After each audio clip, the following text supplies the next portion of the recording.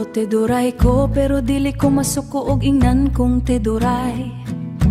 Kay mauman akong tribo, kabalo ka sa kumasuko. Kanang naay mga tawa kusog mo discriminate og tiduray. Unsa ba inyuhang tumong ug buot ipabalo? Kung gubaon ang balay, tiduray na. Kung kulot tiduray na. Kung pobre tiduray na. Kung walay iniskwelahan tiduray na.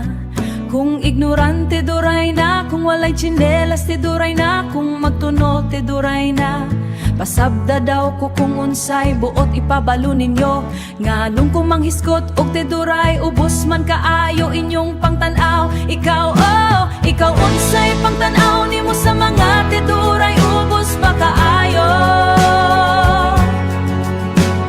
Ikaw proud ka nga tiduray ka, kaya ko proud kaayo.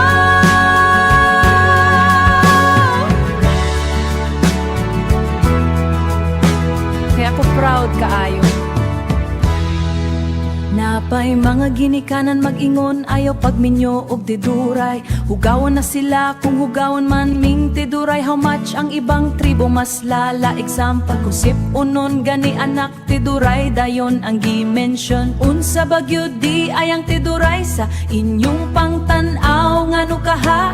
Naaman pud ubang tribo nga hugawon.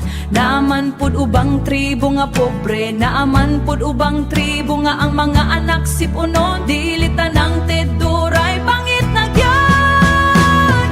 Ngano ang ubang dili tiduray, gwapa na gyud. Pare-pareha lang kitang tanan, pantay-pantay ra kita. Kung naay iniskwelahan ang ubang tribo, naapod ning tiduray. Kung naay attorney ubang tribo, naapod ning tiduray. Kung naamoy teacher, naapod ang tiduray. Kung naamoy sundalo, naapod ang tiduray. Kung mamatay ming tiduray, mausad ang ubang tribo. Sa mata sa Ginoo parehas ratang tanan. Kung gibasa mo man i-share para mabasa sa ubang tiduray, para mo kusog ilang confidence. Ayaw ikaulaw nga nitibo ka. Ang ubang tao gani nagpa-adopt og nitibo aron ma-priority sa trabaho.